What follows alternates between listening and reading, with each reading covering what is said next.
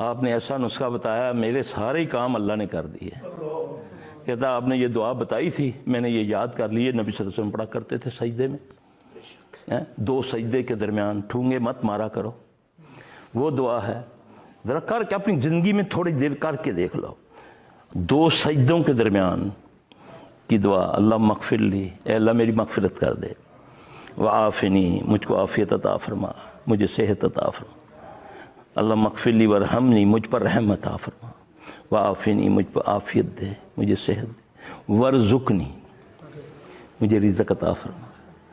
ظاہر ہے کہ پاک رزق عطا ہے۔ یہ دو سجدوں کے درمیان کی دعا ہے، سیکھو، کرو، چند دن میں کرو، چند مہینے کر کے دیکھو، اگر عزت یا رزق میں کمی آ جائے پکڑ لینا، کرو نا، یہ یاد کرو نا، کرواؤ نا بچوں کو، لگاؤ نا رابطہ۔ یہ مومن کی معراج ہے نا نماز، جس سے میں کیا میری نسلیں بھی دور ہیں۔